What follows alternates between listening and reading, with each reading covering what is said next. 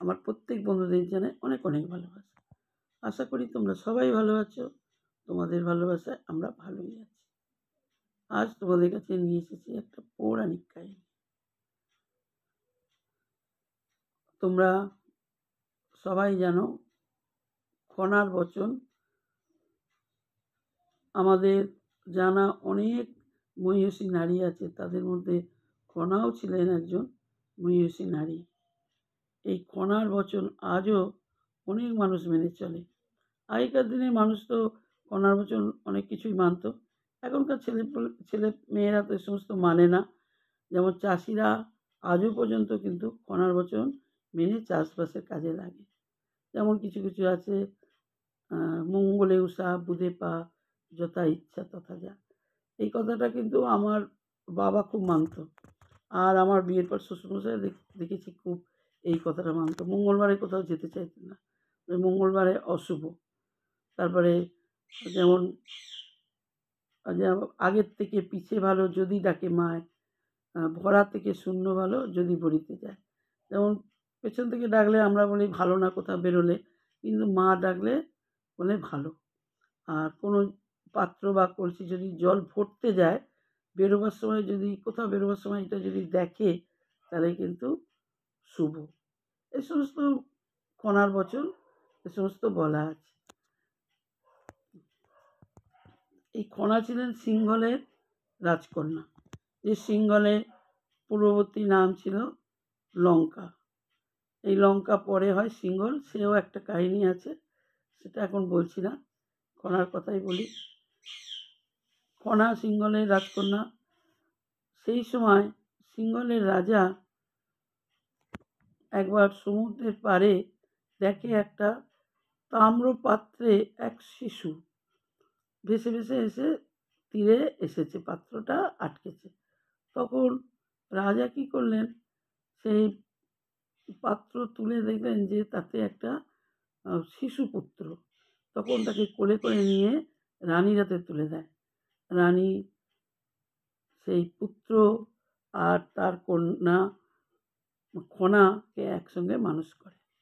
তারা বড় হয়, তারপরে তারা জ্যোতির্বিদ্যায় পারদর্শী হয়ে ওঠে। এদিকে সেই পাত্রের ওপরে একটা চিরকুট লেখা ছিল। এই তার নাম দিয়েছিল, এই পুত্রের নাম দিয়েছিল মিহির। মিহিরের পিতা ছিল বরাহ।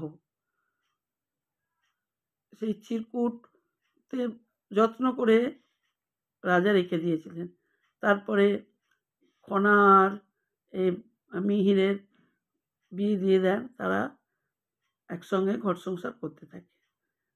ওদিকে মিহিরকে কেন সমুদ্রের জলে ভাসিয়ে দিয়েছিল, তার কারণ উজ্জয়িনীতে বিক্রমাদিত্যের সময় উজ্জয়িনী নগরে বিক্রমাদিত্যের রাজসভায় নবরত্নের আর একজন নবরত্ন ছিলেন বরাহ।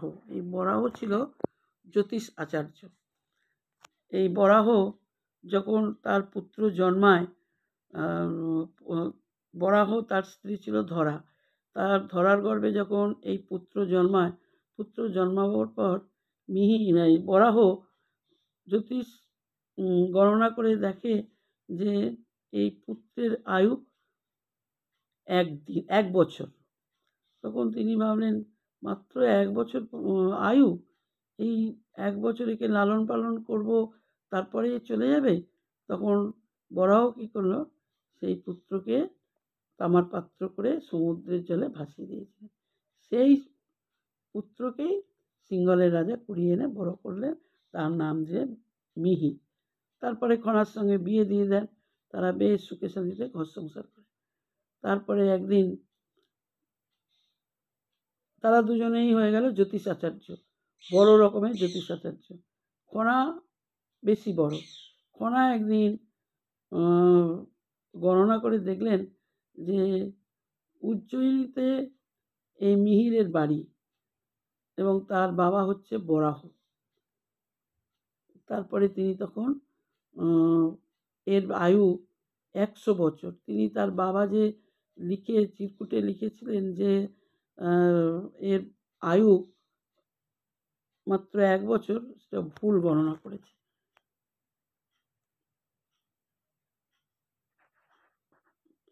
তখন তিনি এই কথা যখন মিহিরকে বলেন, মিহির তখন তার নিজের দেশে ফিরে যেতে আগ্রহী হয়। তখন সে ফিরে যেতে চায়। তারপরে একদিন তারা নিজের দেশে ফিরে যায়। ফিরে গিয়ে বরাহকে যখন তার পরিচয় দেয়, বরাহ কিছুতেই বিশ্বাস করতে চায় না। বলে, না, এটা তো সম্ভব নয়। আমি তো গণনা করে দেখেছি যে আমার পুত্রের আয়ু মাত্র 1 বছর। তাই তো আমি তাকে সমুদ্রে ভাসিয়ে দিয়েছিলাম। তখনই মিহির কী করলেন, খনা তখন বলল যে, না, আপনি ভুল গণনা করেছেন, এই আপনার পুত্র। তখন আবার বরাহ গণনা করতে শুরু করেন। তার গণনার উপর লক্ষ্য রেখে খনা বললেন যে, কিসের তিথি, কিসের বান, জন্ম নক্ষত্র করসান, কি করো শ্বশুর মতিহীন, পরকে আয়ুদিন। এই কথা বলার পর তিনি খনা গণনা করে শ্বশুরকে দেখিয়ে দিল। তখন বরাহ কী করলো, অবাক হয়ে গিয়ে তিনি মেনে নিলেন। তারপরে পুত্র এবং পুত্রবধূকে মেনে নিয়ে ঘরে তুলে নিলেন। বেশ ভালোভাবেই দিন কাটছে। এই কথা শোনার পর চন্দ্রগুপ্ত বিক্রমাদিত্য একদিন বরাহকে বললেন যে আকাশের নক্ষত্র গণনা করতে, মানে সংখ্যা কতগুলো। খনা কিন্তু সেই শুনে বাড়ি থেকে মানে সেই গণনা করে বলে দিত শ্বশুরকে। এবং যেটা রাজা বিক্রমাদিত্য যে প্রশ্ন মানে করত বরাহকে, বরাহ বাড়িতে এসে তার পুত্রবধূর থেকে জেনে সে কিন্তু রাজসভায় গিয়ে বলতো। এইভাবে চলতে থাকে। তারপরে একদিন রাজা বিক্রমাদিত্য খনার কথা জানতে পারে এবং খনাকে তার রাজসভায় নিয়ে আসার আদেশ দেন বরাহকে।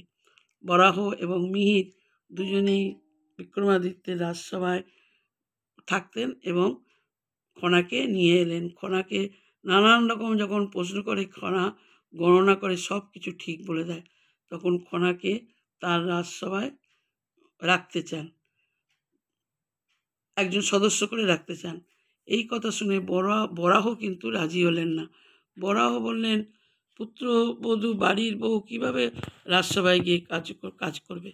তখন এই কথা শুনে তিনি এমনিও নিজে অপমানিত হলো যে তার থেকে তার পুত্রবধূর জ্যোতিষ চর্চা আরও বেশি মানে বেশি মূল্যবান, মানে বেশি ভালো করে। তখন তার মনে একটা হিংসা হলো। তখন সে কিন্তু একদমই রাজি নয়। তখন মিহিরকে বলল যে পুত্রবধূ যাবে রাজসভায়, এটা আমি মেনে নিতে পারছি না। আর তোমার থেকে আমার থেকে হয়ে যাবে পুত্রবধূ বড়, তুমি যেমন করে পারো ওর জিভ কাটতে হবে, জিভ কেটে দিতে হবে। এই কথা শোনার পর মিহির তো অবাক হয়ে যায়, বলে, কী করে সম্ভব, এটা তো সম্ভব নয়।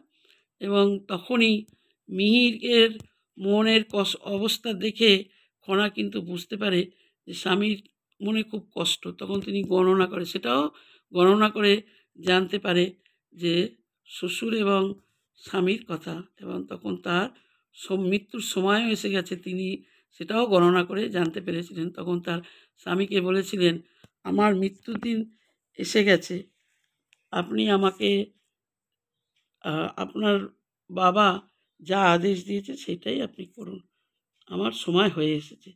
এই বলে তখন মিহির তার জিভ কেটে দেয় এবং জিভটা কাটার পরেই তার জিভ মানে রক্তক্ষরণ হয়। তারপরেই কিছুদিন পরেই তার মৃত্যু হয়। কথিত আছে এই মৃত্যুর পর এই জিভটা যেখানে ফেলে দিয়েছিল সেইখানে একটা টিকটিকি খেয়ে নিয়েছিল। তাই টিকটিকিকে বরাহ আশীর্বাদ করেছিল, মানে বলেছিলেন যে এই জীব তুই খেয়েছিস, মানুষের মধ্যে যেটা সত্যি বা মিথ্যে যে কথাটা হবে, তোর টিকটিক আওয়াজে সেটা সত্যি বা মিথ্যে হবে। আজ থেকে এটাই তোকে আশীর্বাদ করলাম। তাই এখনো পর্যন্ত টিকটিকে টিকটিক যে আওয়াজটা করে বা শব্দ করে, এই আওয়াজে কিছু কিছু মানুষ কিন্তু, বা বেশিরভাগ মানুষ, আমরাও কিন্তু এখনো মানি যে টিকটিকি টিকটিক করেছে, এটা সত্যি বা মিথ্যে। সেই থেকে এটা কিন্তু বরাহর আশীর্বাদ। তোমাদের কেমন লাগলো তোমরা বলবে, আর তোমরা একটু শুনবে, ভালোই লাগবে।